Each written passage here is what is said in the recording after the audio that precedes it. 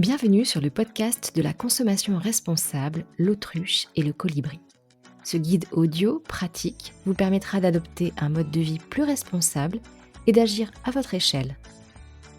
Le transport est le premier poste émetteur responsable à lui tout seul de 2,6 tonnes d'équivalent CO2. Je vous propose ce court épisode sur ce sujet non sans impact sur l'environnement. Il s'agit d'une interview faite avec Quentin Lacrome de la matinale Ici Azur, anciennement France Bleu Azur.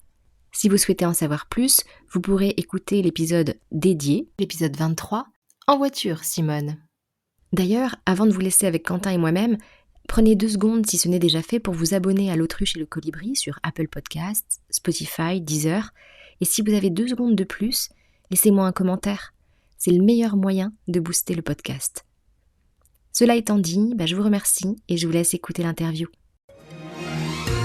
Dans moins de 10 jours déjà, c'est les vacances. Alors pour ceux qui vont prendre la route, déjà on le disait, ça va vous coûter plus cher au péage, mais ne perdez pas de vue surtout les effets des transports pour la planète. Eh oui, et justement on va en parler avec celle qui régulièrement vient nous voir.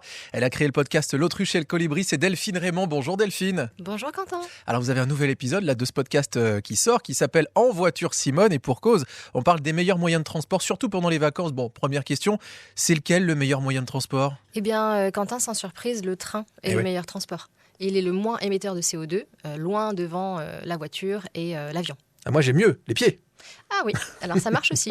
Trottinette électrique, vélo, ça marche aussi. Mais c'est ça. Il faut avoir un peu plus de temps. Oui, c'est ça. On peut aussi utiliser la trottinette électrique. Bon, pour les transports prisés pendant les vacances, il y a le train, donc la voiture, l'avion. Et je crois qu'on peut être surpris sur le bilan carbone des uns et des autres. Oui, tout à fait. Parce que quand on regarde, en fait, je rappelle, le bilan carbone d'un Français par an, donc, qui est de 9,9 tonnes, on va arrondir à 10, puis à ça près.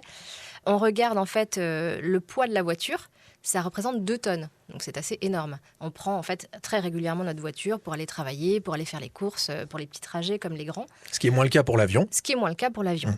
L'avion, en fait, il représente 0,4 tonnes. Donc ça peut être surprenant, en fait, mais au final, le problème majeur, c'est la voiture. Mais tout simplement parce que la voiture, on ne l'utilise pas que pour partir en vacances. Oui, la voiture, on l'utilise tous les jours. Alors, par exemple, ici, en province particulièrement, on utilise beaucoup sa voiture pour aller travailler, pour aller acheter son pain, pour aller faire les courses de moins de 3 km. Donc, comme les trajets pour aller de domicile jusqu'au travail. Justement, on a quelques chiffres, alors pas forcément en émissions de CO2, mais en termes de trajets quotidiens qu'on fait en voiture ou en covoiturage, parce que même si c'est plus éco-responsable, il y a des effets. Oui, alors aujourd'hui, en fait, on a le plan du gouvernement pour le covoiturage qui a redémarré là, depuis 2023. Et on a 900 000 trajets qui avaient été recensés en covoiturage donc, en 2022, donc ce qui est déjà bien. Et là, ils visent en fait à atteindre 3 millions, donc, ce qui est énorme, mais qui permettra d'économiser 4,5 millions de tonnes de CO2 par an. Donc, et éviter tous les problèmes qu'on connaît, les embouteillages, les pollutions atmosphériques, le bruit. Donc, c'est pas neutre. Et oui, finalement. Et c'est vrai que pour le train, ça reste certes le moyen le plus écolo en termes de transport, mais pour le portefeuille, c'est lui qui fait le plus mal. Là aussi, vous donnez quelques chiffres dans ce podcast L'autruche et le colibri. Des sites internet aussi pour voir le comparatif de bilan de CO2 en fonction du transport. Ça s'appelle L'autruche et le colibri. L'épisode en question, En voiture Simone. Merci beaucoup Delphine Raymond et forcément à la prochaine. Merci Quentin. Si vous êtes encore là, c'est que cet épisode vous a intéressé, vous a plu. Alors n'hésitez pas à vous abonner pour ne rien rater de nouveaux épisodes. À bientôt.